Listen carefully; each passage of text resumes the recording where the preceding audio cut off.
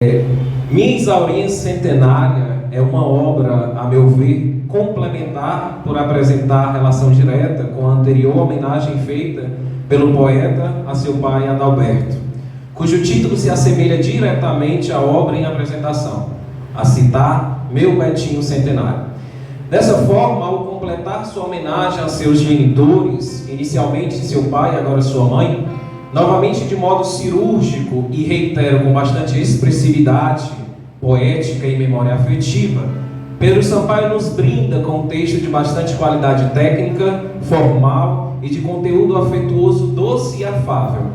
Dada sua complementariedade, o autor nos presenteia com um total de 200 estrofes, o que provoca um mergulho no passado, denotando um tom nostálgico de valor incomensurável, eternizando em sua produção literária vivências, memórias e personagens históricos imorredouros, pelo menos, a partir de agora, eternizado em seus versos poéticos.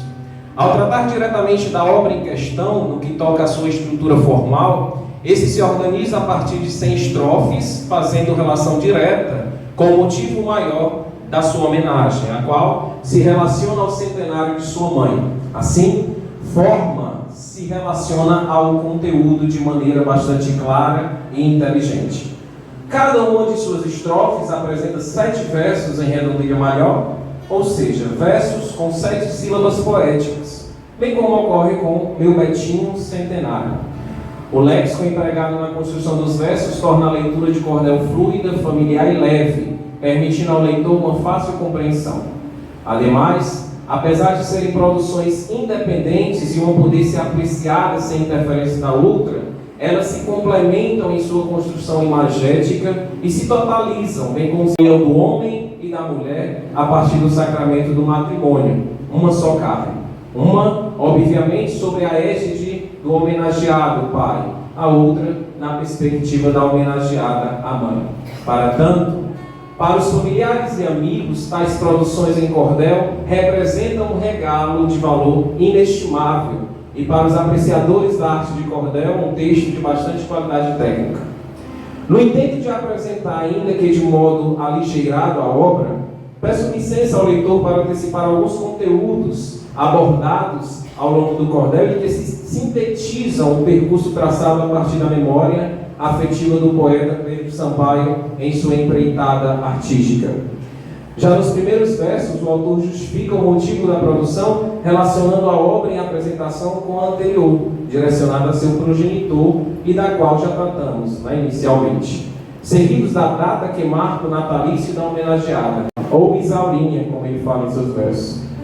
Destacando os traços de sua juventude e bem-querência de filha caçula do casal Pedro Forte e Edelvina. Das estrofes 2 a 10, Pedro Sampaio destaca a infância da homenageada, chamando a atenção para as características de obediência, capricho nas tarefas que desempenhava e no seu encanto pelas artes, dramaturgia, interpretação e declamação de textos poéticos. Das estrofes 11 a 22, os versos tratam da adolescência de Isaura e alguns de seus dotes sociais, civis e artísticos, dando destaque às suas qualidades e diferenciais. O autor, assim o faz a partir de adjetivos tais como prendada, talentosa, apaixonada, caprichosa, engenhosa, os quais reforçam as características principais da homenageada em vários campos da sua vida. Prendada nos afazeres domésticos, apaixonada pelas artes, caprichosa em estilo, dentre outros. É a partir da estrofe 23 que o poeta passa a versar sobre a vida matrimonial e adulta de Isaura, a partir do casamento com Adalberto, o Betinho.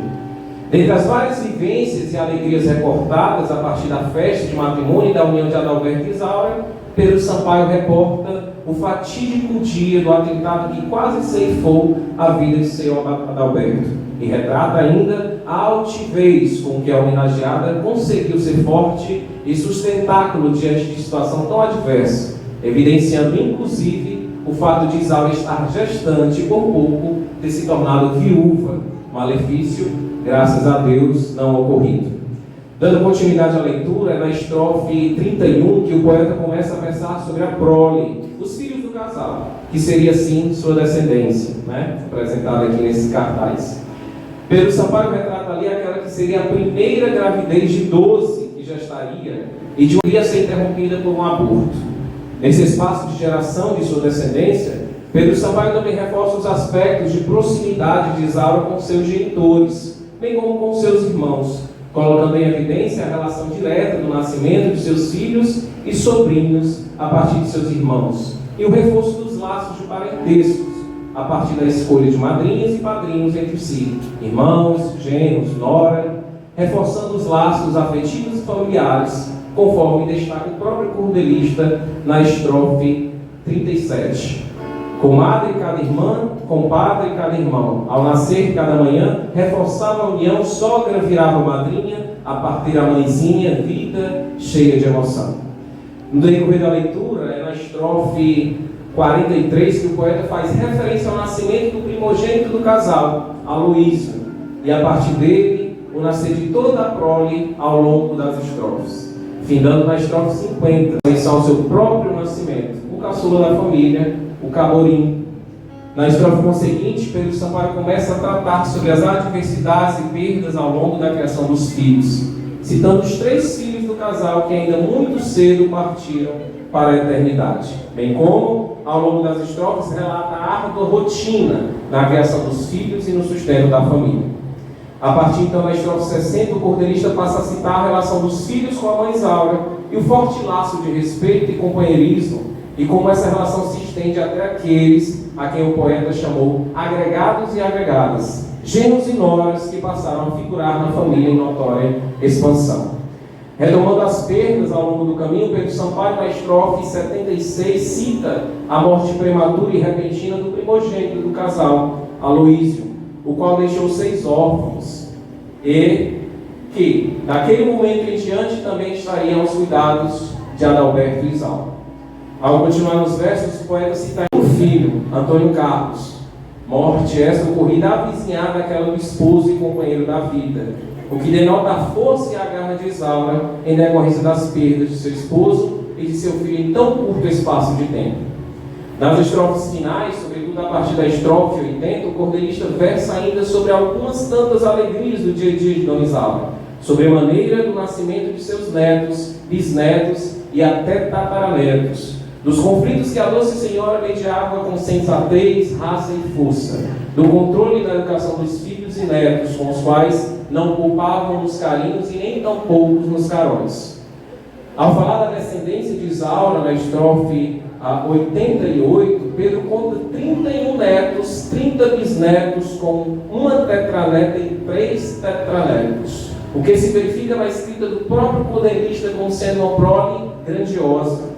Assim, é a partir da estrofe 90 que o filho emocionado e grato passa a concluir o cordel. Forte sentimentalismo, amor, respeito e gratidão, aquela que assumiu na terra o árduo e exemplar papel de ser mãe.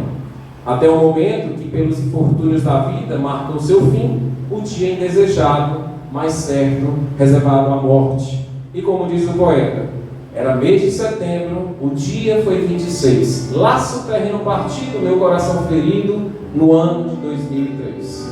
Como dito pelo poeta, no dia 26 de setembro de 2003, o laço terreno é partido, Isaura parte a eternidade, o que ficam são as memórias afetivas, que de modo belo, caprichoso e engenhoso, Pedro Sampaio entrega nessa obra homenagem a todos que, de modo direto ou não, fazem parte dessa belíssima descendência. Portanto, para fins de conclusão, já tendo em muito me alongado, o texto em cordel apresentado, assim como foi o texto anterior, meu Betinho Centenário, representa muito para o poeta, pois se verifica claramente em sua escrita, muito ainda para os familiares e amigos que ajudaram a tecer essa história. Entrega-se, portanto, um belíssimo trabalho com bastante riqueza afetiva aos familiares e amigos e um importante material de literatura popular em cordel, que reverbera muitas das características telúricas do queridíssimo poeta Pedro Sampaio. As 2 obras são um tesouro para todos nós, eternizadas nas singelas palavras, ricas em gratidão e amor.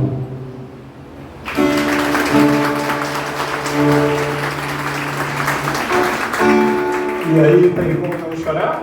Não, né? De jeito nenhum. Eu, lá na primeira, dizer a primeira e a última estrofe, vocês vão ter todas no YouTube, no livrinho vocês vão receber. E assim, meu Betinho ganhou 100, e 100 ganha, Isaurinha. 100 estrofe indo além do amor, minha rainha. Deus te luz a minha aura para versar Dona Isaura centenária, a mãezinha. E lá na última estrofe, diga assim: 100 estrofes escrever, não foi fácil a missão, mas Deus veio socorrer e me deu inspiração para versar a mãe querida, cordializando a vida de quem vem em gestação. Muito obrigado, carinhos.